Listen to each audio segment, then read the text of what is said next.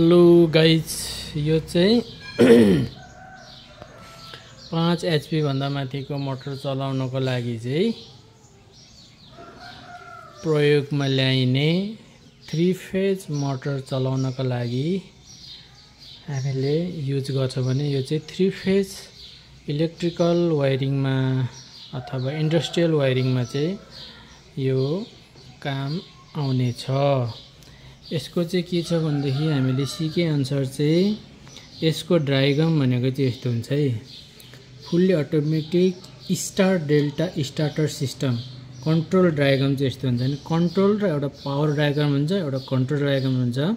भने चाहिँ कन्ट्रोल डायग्रामले चाहिँ कन्ट्रोल गर्ने काम हुन्छ। जस्तै एमसीबी छ, ओएलआर छ, स्टप छ, पुशअप बटन छ, त्यसपछि टाइमरहरू लगाएर चाहिँ अटोमेटिक फुल्ली अटोमेटिक आफै चाहिँ स्टारदेखि चाहिँ डेल्टामा 10 सेकेन्डदेखि 15 सेकेन्ड कति टाइमिङ मिलाउने हो त्यो अनुसार चाहिँ तपाईको स्टारदेखि डेल्टामा जान्छ भने ठुलठुलो मोटरलाई सुरक्षित सञ्चालन गर्नको लागि चाहिँ यो कन्ट्रोल डायग्राम र पावर डायग्राम अनुसार यो तपाईको यो चाहिँ प्रयोग गरिन्छ। जस्तै यो भनेको चाहिँ एउटा कन्ट्याक्टर चाहिँ तीनटा छ। यो कन्ट्याक्टर भनेको स्टार हो, यो कन्ट्याक्टर डेल्टा, यो चाहिँ मेन हुन्छ भने यो डायग्राम अनुसार यो कन्ट्रोल डायग्राम अनुसार चाहिँ यहाँ मैले चाहिँ यहाँनेरि तार यो गरेको छु।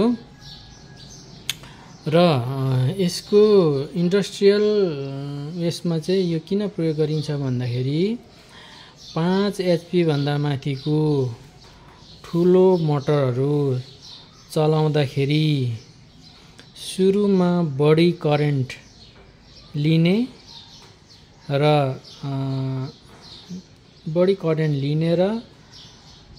त्यसको बढी करेन्ट लिने र मोटर जल्ने सम्भावना भएको हुनाले चाहिँ डाइरेक्ट मोटर 3 फेजबाट चलाइँदैन। यसरी नै कन्ट्याक्टरहरू राखेर बनाइएको हुन्छ। यो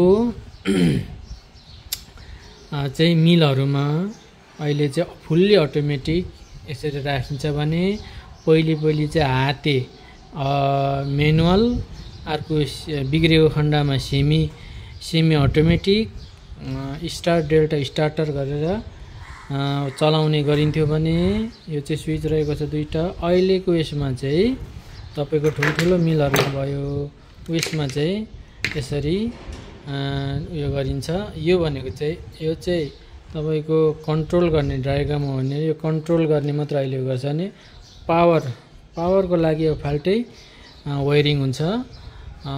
पावरको लागि फाल्टो वायरिङ हुन्छ भने यो चाहिँ कन्ट्रोल डायग्राम मात्र। तपाईलाई अब म के देखाउन गइन्छ भने यो चाहिँ मैले यो डायग्राम अनुसार चाहिँ गरेको छु। यो चाहिँ सिटिबिटी लेभल 2 मा आउने क्वेशन मध्ये एउटा हो। त्यस्तै गरी डबल स्टेसनवाला पनि हुन्छ है। तपाईको यहाँबाट सञ्चालन नगरेर परबाट हामीले चलाउने पनि हुन्छ। जस्तै अब मैले स्टप बटन भयो, यो भनेको स्टार्ट बटन मैले स्टार्ट गरेँ है। स्टार्ट गर्दा यो 1 नम्बरको कन्ट्याक्टर र 3 नम्बरको कन्ट्याक्टर चाहिँ एकैचोटि स्टार्ट हुन्छ। तपाईले देख्न सक्नुहुन्छ भित्र पस्छ स्टार्ट भएर चाहिँ यसरी स्टार्ट भयो। यो टाइमिङले तपाईको 10 सेकेन्ड पछि चाहिँ यो डेल्टामा भनेपछि रनिङ सुरुमा स्टार्टमा रनिङ हुन्छ, त्यसपछि डेल्टामा उसले पठाउँछ। यसरी यो टाइमरको काम चाहिँ यसले गरेको छ। यो चाहिँ लगभग 1500 गोटा यो तीनटा र टाइमरको चाहिँ 900 रुपैयाँ हुन्छ भनेपछि यो चाहिँ 15 3 45 5 6 लगभग 6000 मा चाहिँ तपाईले आफ्नो मोटरलाई सुरक्षित गर्न सक्नुहुनेछ। स्टार डेल्टा स्टार्टर अनुसार चाहिँ हामीले यसरी सञ्चालन गर्छौं भने यो कन्ट्रोल डायग्राम मात्र हो। यसको पावर डायग्राम फेरि आउँछ मोटरमा जाने तारहरू। अब यहाँबाट फेरि 3 फेज आउँछ। यो L1 L2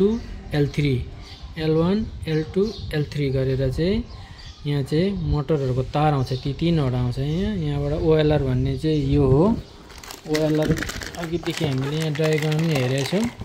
ओएलआर भनेको चाहिँ तपाईँलाई म लेख्न गइरहेको छु। ओएलआर भनेको चाहिँ यो है। ओएलआर भनेको चाहिँ ओभरलोड रिले भनेपछि यदि बाई चान्स करेन्ट बढेर आयो, भोल्टेज बढेर आयो भने चाहिँ यसले ब्रेक गर्ने काम गर्छ। भनेपछि यसले चाहिँ ब्रेक गरेर चाहिँ मोटरलाई बचाउने काम गर्छ भने यो ओएलआर भनेको यो हो, ओभरलोड रिले। तपाईँको यो चाहिँ अलिक महँगै छ, यो 2000 माथि पर्छ भने यसलाई चाहिँ यो 1500 पर्छ, यो चाइनाको हो। भनेपछि अब हामीले यो स्टप बटन थिच्यो भने यो स्टप हुन्छ। भनेपछि यसलाई अन गऱ्यौँ भने हामीले